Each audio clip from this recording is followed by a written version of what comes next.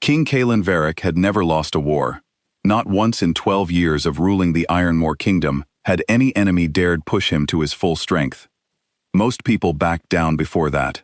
Those who did not learned quickly why they should have. He was not a cruel king. That was the thing people often misunderstood about him. He did not enjoy destruction. He did not sit on his obsidian throne dreaming of conquest. He had built hospitals in 3 border towns. He had ended the old taxation system that bled poor families dry. He had signed 6 peace agreements in his first 8 years as king, and he had kept every single one of them. But when his men came to him on a cold Tuesday morning with photographs of the burned village and the bodies of 17 wolves lying in the ash, something inside him went very still. Not hot with anger, still, cold and clear and decided. He looked at the evidence on his war table. He looked at his council. He looked at his second-in-command, Rook, who stood with his arms crossed and an expression that was hard to read.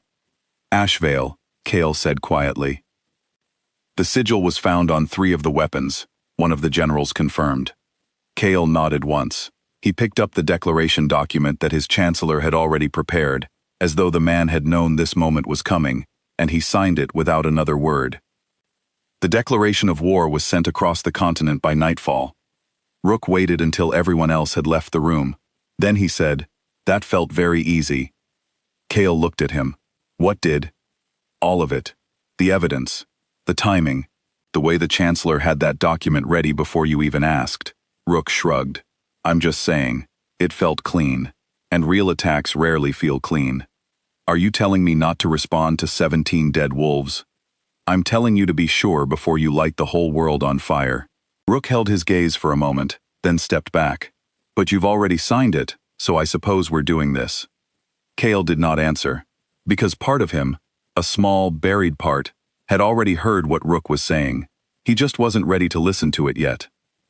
80 miles away, in a tent that smelled of pine and cold iron, a woman named Seraphine read the declaration by candlelight. Around her, her commanders were already talking about defense positions and supply lines, and how many soldiers Ironmoor could field. Their voices filled the tent with nervous energy. Seraphine did not contribute to it. She simply read the words again. War. Total. Unconditional. She set the scroll down on the table and looked at the flame of the candle for a moment. We didn't burn that village, she said. The room went quiet. General, one of her commanders said carefully, the evidence they're citing. I know what they're citing, Seraphine said, and I also know where every single one of our units was 3 nights ago, because I wrote the patrol assignments myself. She looked up. We were 80 miles from that border. We didn't do this. Nobody argued with her, not because they were afraid of her, though some of them were, a little, but because General Seraphine Dusk had never once been wrong about her own operations. In 7 years of leading the Ashvale Coalition's forces, she had not made an error she did not catch herself first. But they were going to war anyway, because Ironmoor had declared it, and Ashvale could not afford to look weak. Seraphine stood and rolled up the declaration.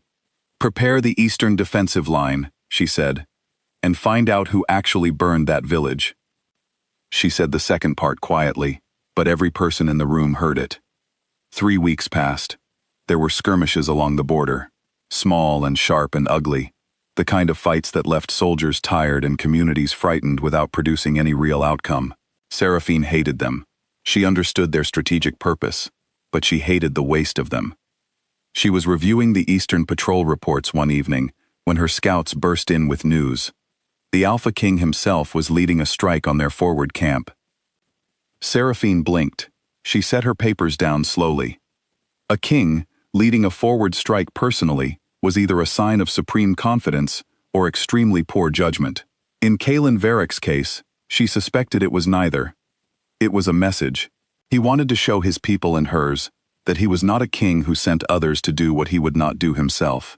She almost respected that. Almost. Let them get deep into the camp, she told her commanders. Then close the perimeter. It worked perfectly. Within 20 minutes, the Alpha King and his small team were surrounded, outnumbered, with no clean exit. There was a brief moment of tense standoff, torches raised, weapons drawn on both sides, and then Seraphine's soldiers moved in, and disarmed the Ironmore team one by one. She walked through the ring of her soldiers to face the captured king. Someone pulled the helmet from his head. Torchlight fell across his face. Strong jaw, dark eyes sharp with fury, the kind of face that had probably never looked uncertain a day in its life. Then the bond hit her. It was not a gentle thing. It was not a soft feeling that crept in quietly. It was more like a wave that came out of nowhere and knocked the ground from under her feet. A deep, sudden recognition. This person, this specific person, the universe saying here in a voice she could not argue with. Her chest tightened, her breath caught. Across the space between them, she watched Kaylen Varric go very still. He had felt it too. They stared at each other for a moment that felt much longer than it was. Neither spoke. The soldiers around them exchanged confused glances. Seraphine stepped back. Her voice, when she found it, was perfectly level. "Take him to the holding tent. Keep him comfortable, unharmed." She turned and walked away before anyone could see her hands shaking. She told herself she would not go to him that night. She went anyway. The holding tent was quiet. Cale was sitting on the floor with his back against the tent post, his wrists bound in front of him with a long enough chain that he could move comfortably. He looked up when she entered. His eyes went to her face. She had removed her mask, something she almost never did, and the bond pulled between them again, like a rope drawn tight. "You're my mate," he said. It was not a question. "That's unfortunate," she replied, "given that you just declared war on my people."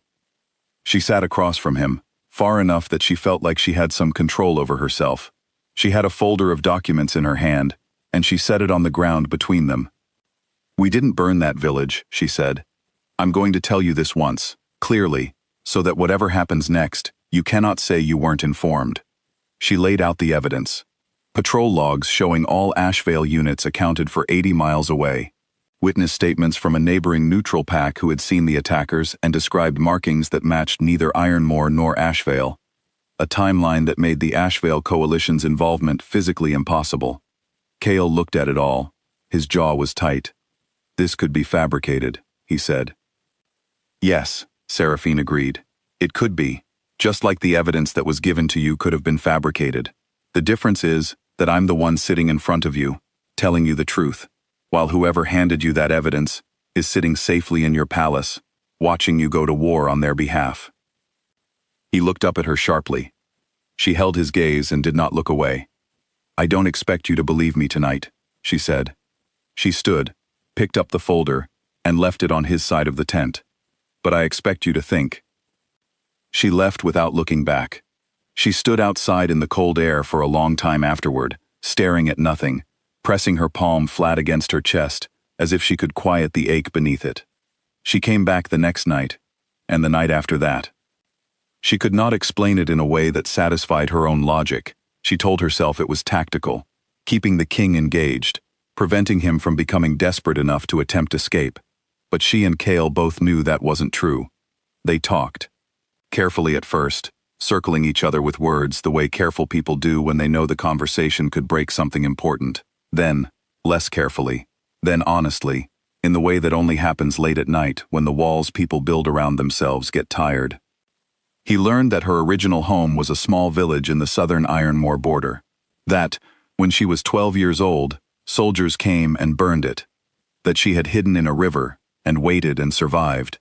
And that surviving had become the whole project of her life for the next 20 years. He was quiet for a long time after she told him that. "I was 8 when that would have happened," he said finally. "My father was king." "I know," she said.